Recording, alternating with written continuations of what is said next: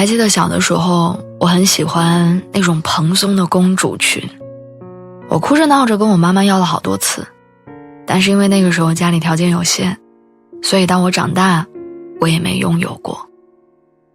很长一段时间里，公主裙是我最大的梦想，我做梦都会梦到它。路上我看到有人穿公主裙，我就羡慕得挪不开眼睛。后来我读中学，小侄女儿穿着公主裙来我家做客，那个时候我家已经条件好了很多，能买得起很多漂亮的小裙子了，但是蓬松的蕾丝裙却再也不适合17、18岁的我。于是那条裙子成为了我至今的遗憾，仍然喜欢，却再也无法拥有。所以我在很早的时候就明白了一个道理，小孩子会长大，成年人会变老，每一段时光里的精彩都无法原封不动的复刻。我们生命中的一切都是有保质期的，你当下不能拥有或者付出的一切，在未来即使完成了，也并不一定就能圆满。家里有一个姐姐，30多岁，事业小有起色，比起身边和同龄人，她完全称得上优秀。可是她一直不肯谈恋爱，和她聊起恋爱结婚话题的时候，她告诉我说，有过很喜欢的人，可是在20多岁的年纪，莽撞地错过了。学生时代，她交过一个感情很好的男朋友，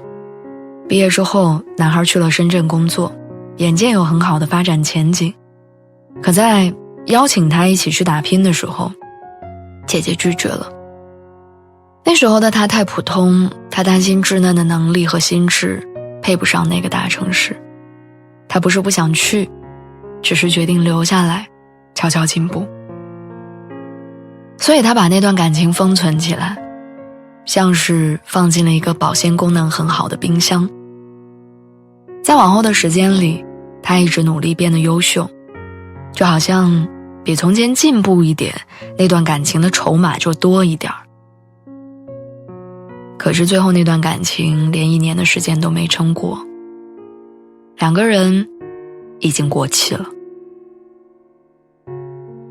我很喜欢作家铁凝的一段话，他说，生命中的任何事物都有保鲜期，那些美好的愿望，如果只能珍重地供奉在理想的桌台上，那么只能让它在岁月里积满灰尘。成年人过于相信自己，相信未来，以为等待的过程会享受进步，也会成就更多的美好。但事实是，它只会教会我们品尝后悔的滋味。有一个年长的朋友跟我讲过迄今为止他最后悔的一件事儿。他小的时候家里条件不好，父母吃了很多苦才养他长大。他从小读书的梦想就是为了长大以后挣大钱，带他的爸爸妈妈去城里跟他过好日子。大学毕业以后，他埋头工作，只要能挣到钱，他就会拼命。他攒着劲儿的努力，连家都很少回去。他就想快一点攒够钱，快一点让父母有更好的生活，把他们接来。然后这样的状况一直持续到了他爸爸突发脑溢血。那场疾病来得太突然，他爸爸也离开得突然。办完葬礼，他回到那个低矮的家，他一眼看见的是他爸爸放在柜子上的瓷水杯。那个杯子他爸爸用了10几年，外层的漆已经磨得看不见原本的印字了。杯子里咖色的茶渍也早就洗不掉了。他看着那个放在柜子上的瓷水杯，那一刻突然体验到了永远都无法弥补的后悔。他后悔的不是没有给到父母大富大贵的生活，而是在力所能及的范围里，他没有给父亲换一个新的水杯。